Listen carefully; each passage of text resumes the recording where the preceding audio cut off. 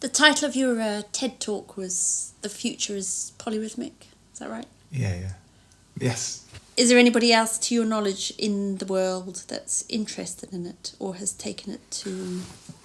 I haven't found anybody. I'd like to find someone to work with, or someone to play with, or someone to sort of take their ideas and play with them.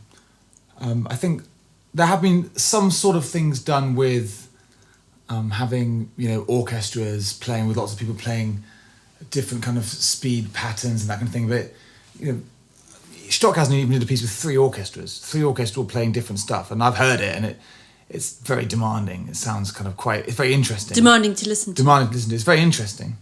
But that's not sort of what I'm going for. I haven't found anybody else doing what I'm doing. There might well be someone out there doing what I'm doing that I haven't come across. There's a big difference between three orchestras playing together and what you could bring to an orchestra with polyrhythmy. Would you see that being something you'd be interested in doing? Well, not at the moment anyway. See, I think one of the things that I find a useful limitation is the limitation of what one human can do on one instrument. And once you start to see you've got like 20 violins, you can get them playing something completely unhearable, something you could never, as a human, actually comprehend. And by making the limitation for myself of I have to be able to do it, I can guarantee that it's definitely possible to hear and comprehend because one person's doing it. So you can hear all those lines in one go if you get used to listening to it.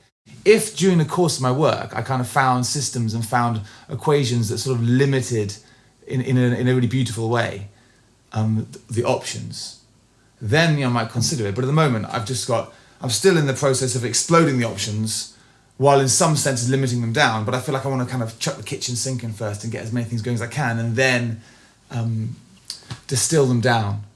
So perhaps if I had principles or discovered things about polyrhythm or some kind of solid principles or structures, then I might do that. Someone else might do that.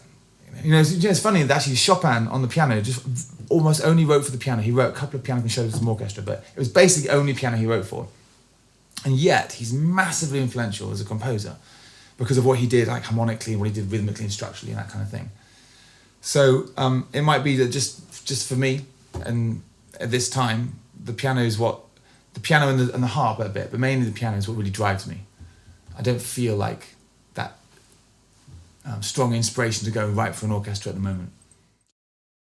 So you've written the Etude by Eddie Chilvers, but the next pieces will ultimately be pieces of improvised. They'll come and they'll go. They might be, but the thing is that on the way to this ideal of completely music of the moment, completely free music, on the way to that, there's things like the Etude and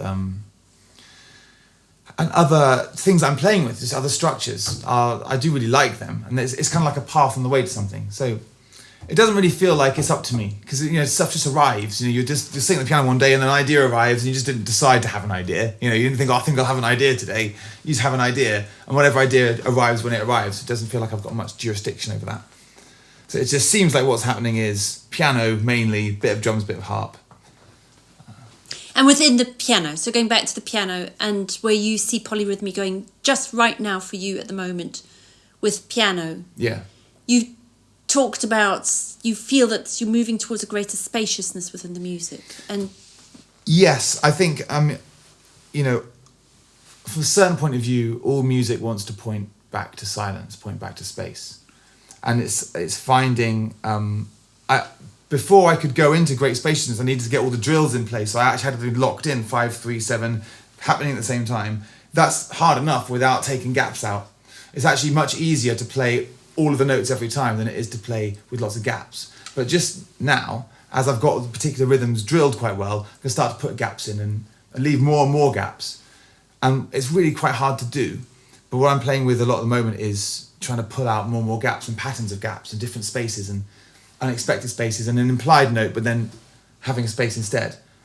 And having 4 parts, 4 time worlds happening, but not necessarily all together. They're kind of coming in and out, weaving in and out, and the different ways they can emerge and subside and all that kind of thing. So yeah, space is my big main thing that I'm... It becomes an absolutely integral part of the texture that you talk about. Well, it is in all kinds of music. All good kind of music uses space well. All good improvisers use space really, really well. And it's just a lot harder to do in polyrhythm because it's very difficult to hold on to the different speeds when it's not there and to bring it back in and out again. You know, when you've got 4 going, it's like, right, I can feel that 4, I can feel those 4 just about. Then you take one out, do something else, bring it back again, and it's hard. But I'm getting there with it, and it's definitely a lot easier than it was even just a year ago. And one thing that is starting to emerge more is free time. So that's when their speeds are they're not any number, they're just going random speeds. But by having done all these drills for years and years and years of these different speeds, I find my hands can be completely independent to do all kinds of speed changes. And that in itself is really, really interesting, just random speeds. But then from that random speed, a polyrhythm can emerge. It can then develop into another polyrhythm, or it can subside back into randomness. So there's this relationship between the space and the notes, but also the order and the randomness. And that order and randomness can apply harmonically with very, very strict order to total disorder, to things in between, like...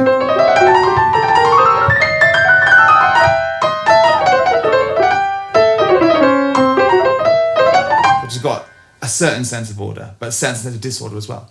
So that constant interplay between these different things. I need a better word than things. The constant interplay between these different forces of like space and sound and form and disorder.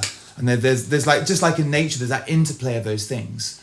Like all the interesting stuff happens on the boundary between...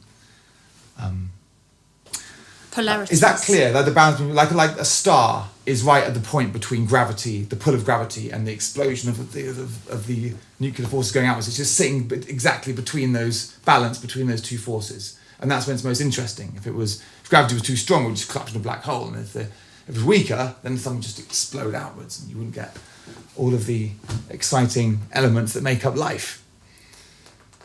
So you're using that analogy really to talk about the control, the order, that it's on the edge. It's where those are dipping in and out. It's of like the order, relationship disorder. between chaos and order, and the relationship between free time and polyrhythm, and not just the relationship between them, but the transition between one to the other. Yeah. It's the transitions that's really interesting. I think that's kind of what I think about when I think about nature as well, like the turbulence, the transition between states, even just like things like water, when it like dribbles at a certain speed and it's got a certain shape, but then when it goes a bit faster, it takes a different kind of shape. The transition between those two states that's what's really interesting. And it's the boundaries, isn't it? The segues. It's where the exciting things happen. Yeah, Wagner said about music that it's the art of competition is the art of transition. And it's really his transitions that are the most extraordinary thing in his music. How he gets from one place to another, particularly in the ring. You know, the transitions are just amazing. And when you think of pieces of music that you love, if you think of your best bit, it's probably a transition bit. It's probably moving from the verse into the chorus, or moving from the chorus into the solo, or it's probably a transition, the best bit. And in a sense, your music has that feel about it with the polyrhythms, that it's constantly in a state of transition. It wants to be in a constant transition. That's it, because in music, if you think about so much music, it's like it's very nice. And then there's the amazing bit, and then it's all kind of quite nice. But to be able to get the amazing bit all the time means the music needs to be constantly in transition, which is what life ultimately is. Is a constant transition. And if music can be constantly in a state of constant transition between all these different elements, a constant transition between chaos and order, and between harmony and dissonance, and between free time and polyrhythm. But it's brilliant if the nothing after the music is awesome. If a piece ends so that after the last note there's a really powerful nothing, a really powerful spaciousness. That's why endings are so difficult. So it's fabulous. You've just set yourself up for it. Well, I'll do my best.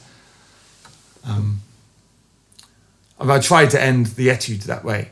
Like the ending of them was sort of, I had in mind, I wanted to create a massive loud silence after the end. That's why it ends in the way that it does. With a big kind of and suddenly silent.